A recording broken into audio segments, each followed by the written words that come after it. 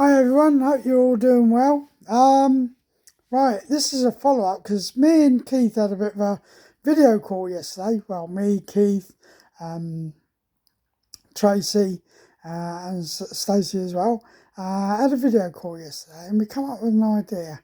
Now, what it is Keith has put a thing on his channel about the nuclear testing back in the 50s and 60s. Now, ironically, I actually watched the program on this just yesterday about the nuclear testing and the nuclear veterans and the way that they've been treated by successive governments. I'm not going to blame this government because it's been successive governments all the way through.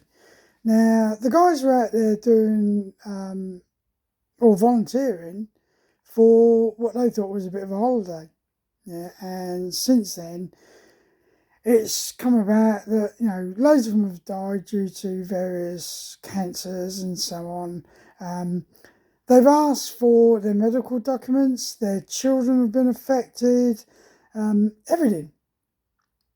So, back in 2022, they were finally given a medal for being a nuclear testing veteran. A medal for some of the medical conditions that they've had over the years. Disgusting, absolutely disgusting.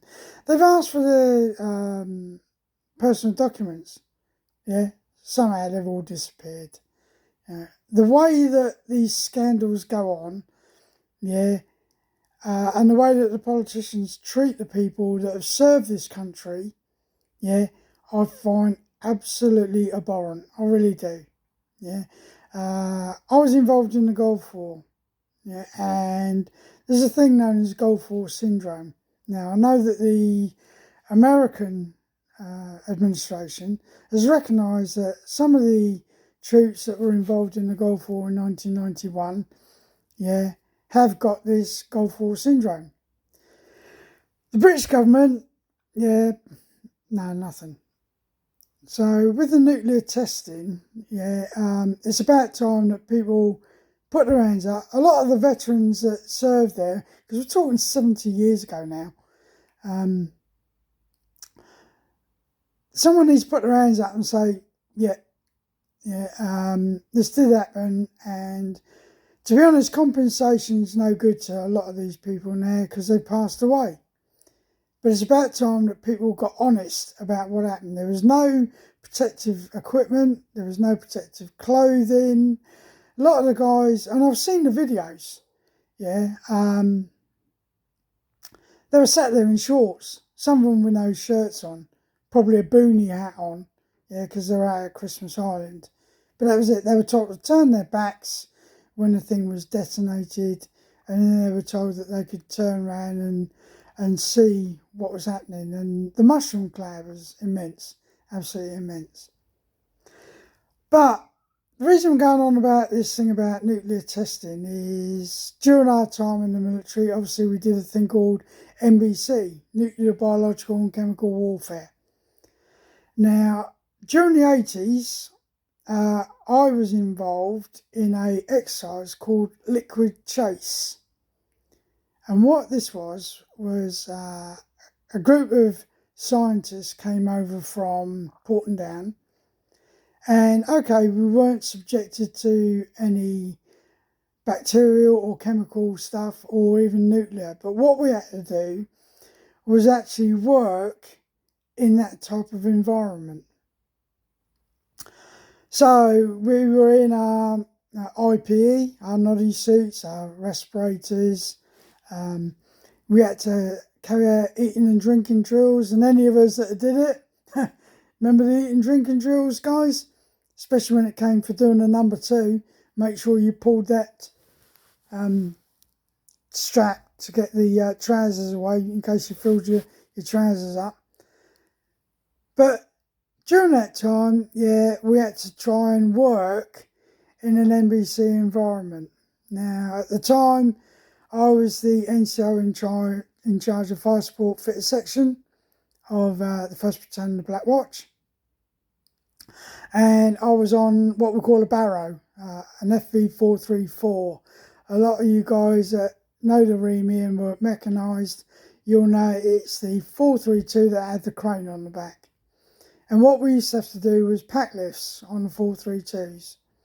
So, as the commander, yeah, it was my job to operate the crane. I left the vehicle mechanics to get on and do what needed to be done with preparing the vehicle. But what I actually did, yeah, was try to put a pack back into a 432. Now, with the tunnel vision from my S6 respirator, and those of you that had the S6 will know, yeah, you had this tunnel vision. There was not a wide area for you to look through the lenses. So I tried putting the pack back into this 432. I virtually demolished it because I couldn't judge distance and so on. So one of the things that came about with speaking with the guys from Porton Down was, due to nerve agent and everything, if I took a bolt out of an engine, I had to make sure I decontaminated it completely. Now, trying to decontaminate pieces of equipment right down to the threads, yeah, was always going to be an impossibility. So, at the end of the exercise, it was the chief scientist from Porton Down stood there, and any of you that were on that exercise will probably remember this. He actually turned around and said, "Gentlemen, let's be perfectly honest.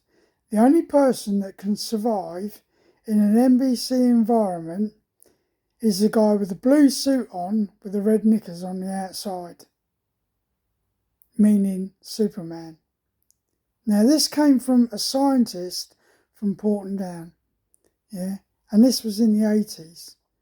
So then when you see all this about the nuclear veterans on Christmas Island that were there in shorts with flip-flops or sandals or whatever and a boonie hat, they might have had a tropical shirt on, yeah, but from the videos I saw, there were people there with no shirt on whatsoever.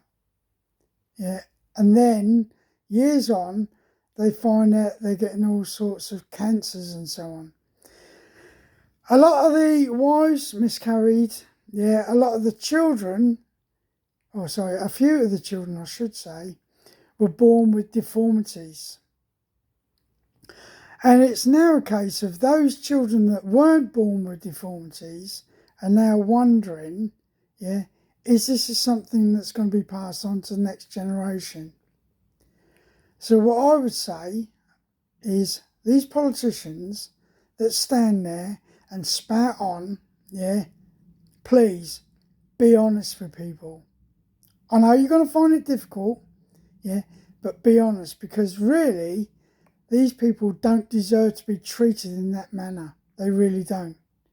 Same as the people from the Gulf War, they don't deserve to be treated in that manner.